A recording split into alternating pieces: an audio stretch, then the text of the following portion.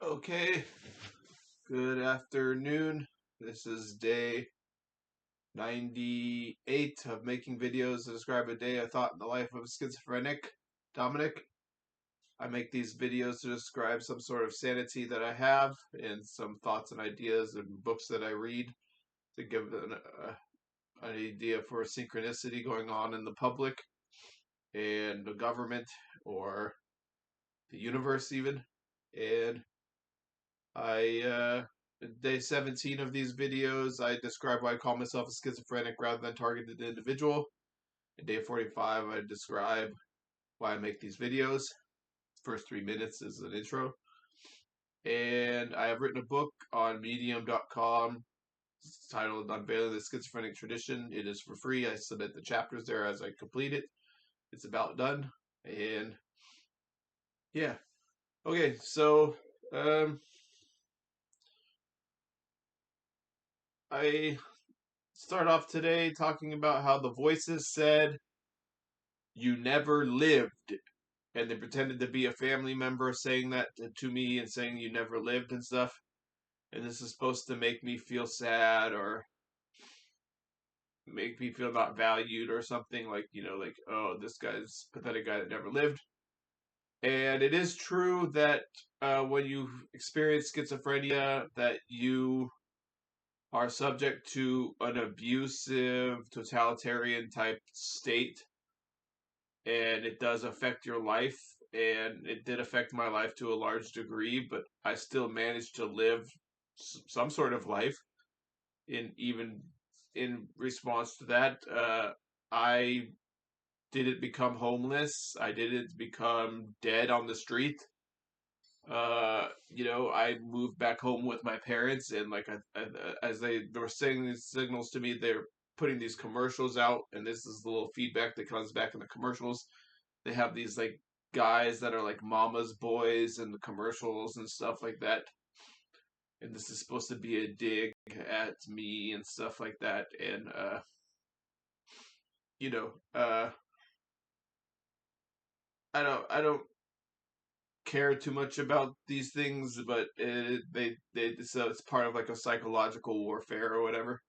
But I'm lucky that I got to live with my family, and uh I got to spend more time with my family instead of spending 10 years playing beer pong or something.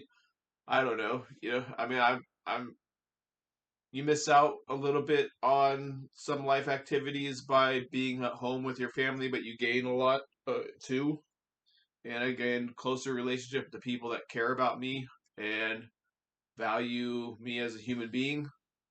And so I was lucky that way. And yeah, so uh, the voices said I never lived. I think I've lived pretty well. I'm a very lucky person in a lot of respects, and I'm in some respects I'm unlucky. Like I was, this gets into like Obama going into 2028 because during the Obama years I was harassed and heavily abused, and I still think those years were better than the Trump years.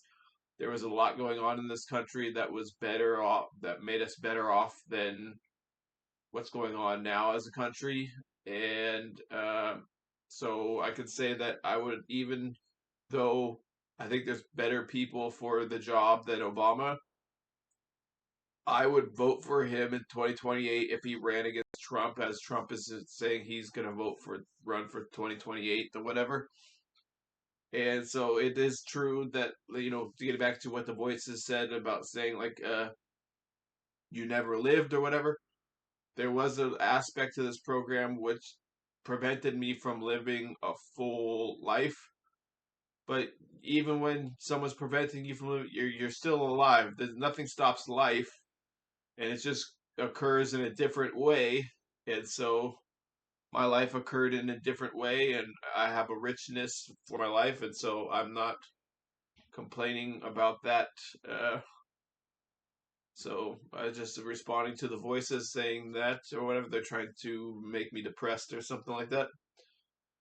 And yeah, so if Obama runs in 2028, I will vote for him and I don't think he's the best person for the job going forward. I think there's a reason why we have term limits, and part of me thinks like what's going on is almost like a manufactured crisis so that we could end term limits and put in the Obama machine back in power. And that's politics, I guess. And so, I don't really trust Trump as the necessarily as like the egomaniacal Nazi that he is. Potentially, he's there to usher us all in a certain direction or whatever. And the Obama years did function like a dictatorship in my experience. And now we are going into a right wing dictatorship with Trump. And yeah, so he's potentially doing all this so that makes you Trump is like an op. He's a bring back America op. And even when you're not saying make America great again, you're kind of saying make America great again, because it's like we're going back 15 years to an Obama presidency, doing away term limits, saying we'll make America great again like it was. We'll make America great forever or something. And, it's like Trump is like, he's making people do this. He's making people think of the past and say, make America great again, even when you're not saying make America great again. It's like he's an op saying bring back what we had, you know. And even when you're opposing Trump, you're saying like bring back what we had, bring back what we had, and he's doing it. He's like a dual pronged thing where he's getting the right wing to say bring back what we have, and their idea of what we had was I don't, that gets into like Trump is like what exactly do they mean when they say make America great again? Like what do they mean? You know, and they're not very clear of what they mean, except for that there was less people of color in America and things were cheaper. And things have been cheaper going back in America for hundreds of years. Uh, Things always get more expensive, and so wages have to keep pace with the inflation. So that I mean that gets into the fact that we'd have an incohesive system, and so you raise wages for some people, you're going to raise prices for other people. You lower wages for some people, you're going to increase cost of living, uh, increase cost of living percentage for those people on their paycheck. So it's like we don't have a cohesive system, and it's a very glaring problem in our society, and I don't know what we're going to do about it. And it seems like we're going to do this Trump thing. And I don't really understand why people put their eggs in that basket, but they do. And okay.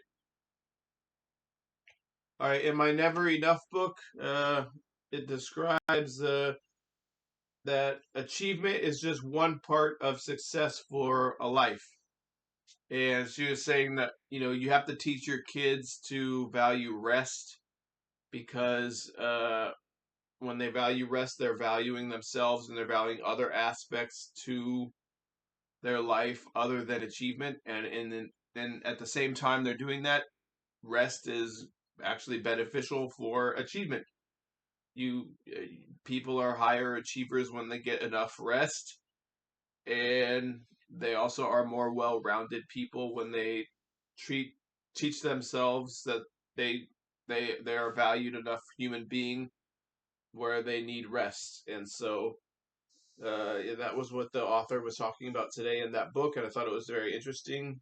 And I actually woke up today thinking like I'm gonna rest because okay, I've said this before, but like sporting events are controlled based on what the schizophrenic is. You part of the schizophrenia is that you control sporting events based on what you do in your house or your meal or whatever. And I was thinking to myself yesterday, man, uh, I get chastised for my body weight and my eating habits and my exercise habits on a daily basis, 24 hours a day, nonstop, massive harassment from all these people in public sectors and stuff. And it drives me crazy. And it does limit your life to some degree because it's like you you can't you want to go out to a restaurant or you want to travel on the road or you want to eat something on traveling on the road. You have to be very everything has to be so precise and concise and everything, and there's no rhyme or reason to what they want. They want if you don't eat the same, which isn't even healthy, by the way, to eat the same meal over and over again. You could lose weight doing that, but it's you're not getting enough nutrition when you do that. And so, yeah, so uh, basketball events, sporting events are all based on my eating and exercise habits, and it's done to drive me crazy, and it's really hindered my life to some degree because I have to constantly because like when I don't do it, then you have like people like Stephen A. Smith will go on. I watch these sports shows. I probably shouldn't watch the sports shows, but I don't I have nothing else to do.